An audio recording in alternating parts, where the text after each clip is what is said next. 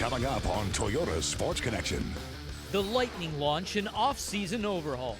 First with last weekend's draft, and now the league will drop the puck on this week's free agent frenzy. Hall of Famer Phil Esposito skates by with his thoughts on the Bulls. The Rays with a rare day off. Can it help them regroup? We take a look ahead to tomorrow's showdown series with a simmering Red Sox. Meanwhile, any simmering feelings still stemming from yesterday's dugout dust-up? Just one of the topics our press box panel kicks around. Speaking of which, the World Cup continues without the red, white, and blue.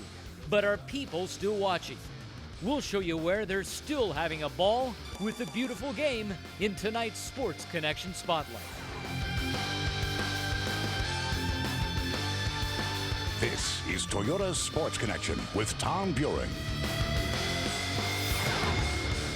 Well, good evening, everybody. Hope your Monday went well. Always glad to have you with us. Well, it can be a quick fix. NHL free agency just 2 days away. Phil Esposito will name drop a goalie that may help the Lightning. Espo joins us here. That's coming up. Then again, so is the shade of postseason baseball during these last 2 days of June. At least a feel of it.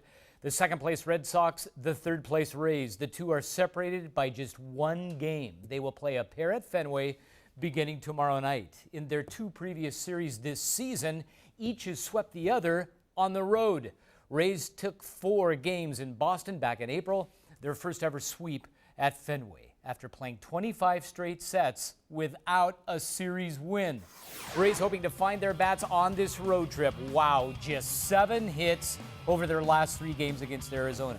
Rays scoring 1 run or less in 4 of their last 5 losses. They are slumping.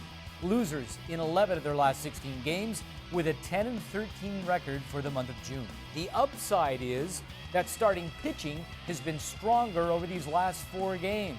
But the pitchers, man, they need help.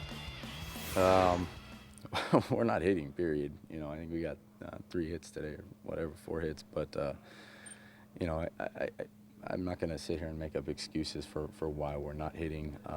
You know, who knows why. I think everybody's working as hard as they can and doing the same things that, you know, made us good in the beginning of the year.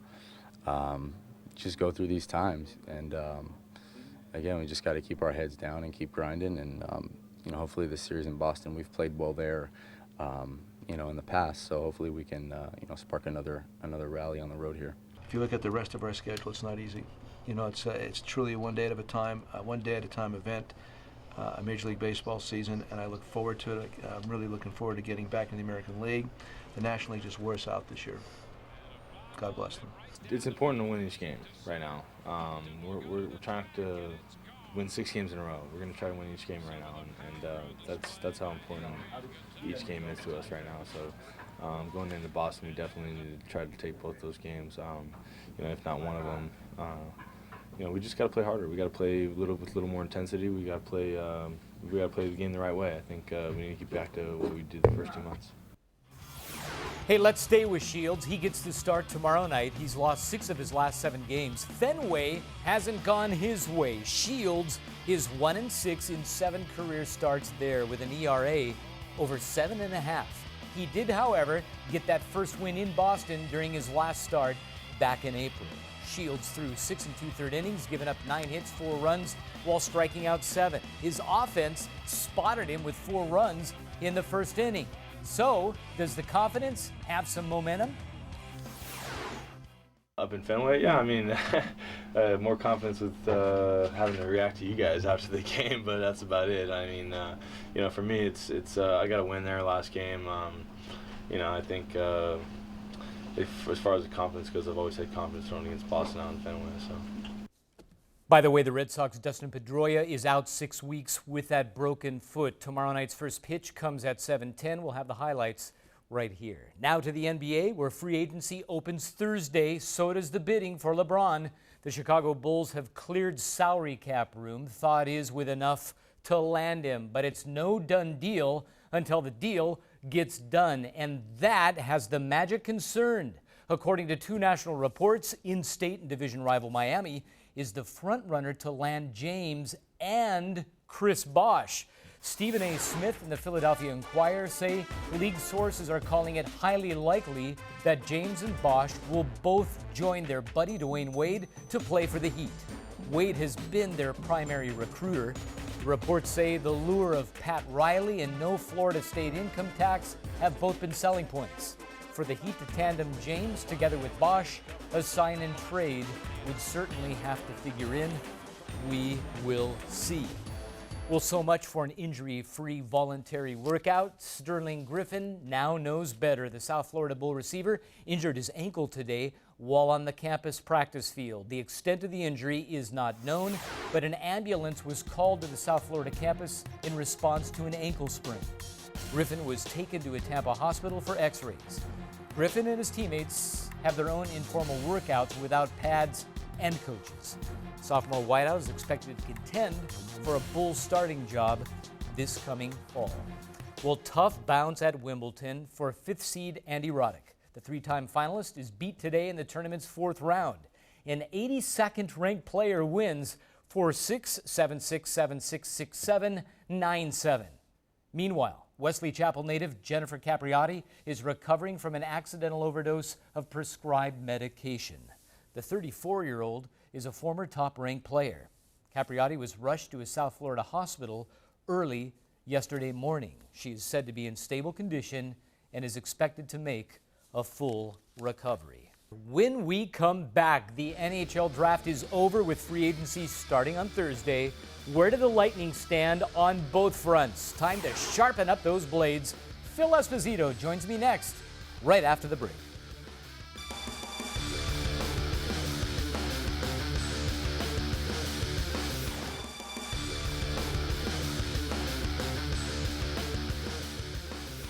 Well, welcome back, everybody. Just a very, very small window between last weekend's NHL draft and this week's start to free agency. Hall of Famer Phil Esposito has been on both over the years. Always a pleasure to take a line shift with number 7. Phil, good to see you, buddy. You too, Tom. Boy, it's been a while. Always a pleasure. Yeah. Hey, Brett Connolly goes to the Bolts with that 6th pick.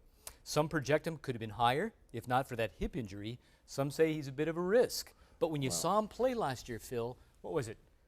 16 games, That's all he played, yeah. 10 goals, 9 assists. There's a good upside.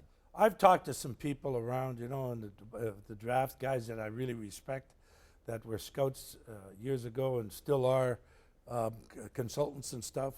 And all of them say that this is a home run or a strikeout. And the reason is because they don't know. This kid is very, Patrick Marleau's the only other guy to score, 50 goals as a 16-year-old. I mean, and Patrick Marleau has had a terrific career. But he's got tremendous upside, tremendous talent. I had one guy who I respect an awful lot, Angelo Bombaco, who was a scout for us here when I was running things, that told me that if this guy was healthy, he would have been challenging Taylor Hall and Tyler Seguin for number 1 or number 2. Does he start the season on the roster?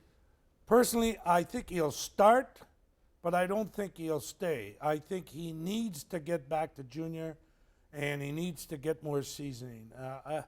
I hope they don't make the same mistake they made last year with James Wright. That was the dumbest thing they did all year. They did some dumb things, but that was the stupidest thing. That kid should have been back. You have a 10-game window before you lose a year of eligibility. And they made James Wright play over 10 games. I think it was 11 or 12. Send him back before 10 games. Then you have another year of eligibility, and he went back. He didn't have a good year at all. They don't want to make the same mistake again with Connolly. And quite frankly, when I look back, I should have sent LeCavalier back too when he's 18, 17 years old. Brad Richards did, and he came back.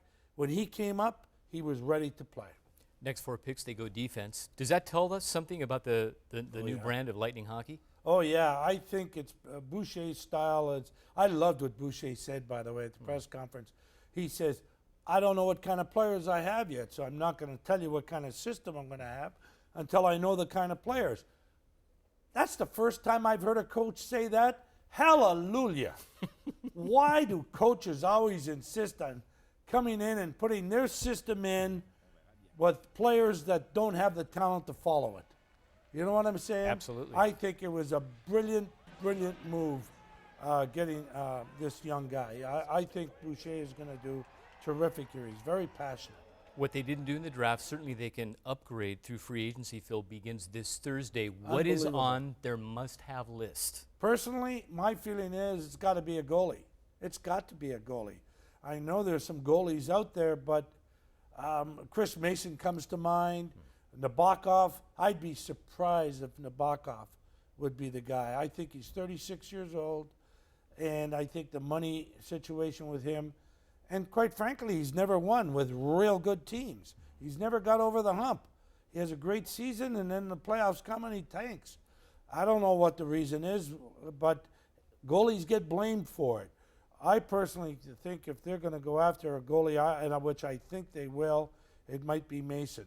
I do hear that they have offered Niittymaki a contract, and so we'll wait and see on that. And right behind a goalie would be what? Defense, or do they need help on A offense? puck-carrying defenseman, or a guy to play with Lecavalier.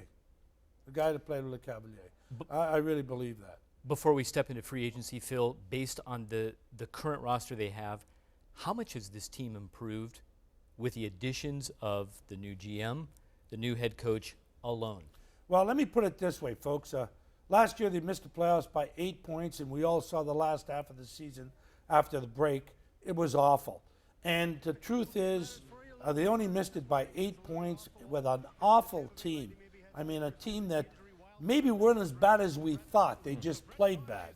I personally think that this team will challenge for the playoffs this year. And look at Philadelphia. Last game of the season, on a shootout, they get into the playoffs and they get to the Stanley Cup Finals. It could happen. Steve Yzerman told Vinny Lecavalier, don't worry about it. You're not on the trade block, but we want you to get better. Want you to take a leadership role. Want you to play up to your potential. Is Vinny the type of guy where his success is dependent on the supporting cast around him when it comes to coaching and GM? Well, I feel that Vinny is a very sensitive guy. He really is a sensitive man, and I think that the stability, because remember last year it started, I guess in July around free agency about Vinny leaving and getting traded. He just signed a new contract, and they're doing all of this, and he wouldn't have signed that contract had he wanted to leave. And people still understand that, must understand that he signed it because he likes it here and he doesn't want to leave here. Personally, I think Vinny's going to have a tremendous season this year. They've got to get him somebody to play with, though. They've got to. And I would love to see Marty St. Louis back on right wing with him and put Downey and Malone with Stamkos and find a left winger for Vinny. And now you got two real good lines. Phil, yes or no? Free agency within the first week, will there be a splash signing? Personally, I don't think so. We'll look into the second or third week. Yeah, I think there'll be a signing. I don't think it'll be a huge guy. I think it'll be a guy like maybe a Mason, maybe, or maybe a puck-carrying defenseman. Gonchar wants too much money, and quite frankly, he wants a 3 or 4 year deal, a 3-year deal, and he's over that age limit that even if he retires, it still goes on your cap. You can't take the chance on that. You just can't. But listen, if they re-sign Curtis Foster, I think their power play will be fine, because we all know last year the power play was fine, it really was. And Curtis Foster got 42 points playing the point, and I thought he played really well with Stamkos back there in the point, with Lecavalier and Malone and St. Louis up front. The power play was terrific. Get out those skates. It's never an off-season with Phil Esposito. No, fantasy camp coming up, and I'm actually going to go on the Blades. That's right, man. Sharpen those skates. Phil, always good to see you, my man. Thanks, so much. Tommy. You bet. When we come back, the press box talking a little Upton Longoria face-to-face. That's next when the Toyota Sports Connection continues right after.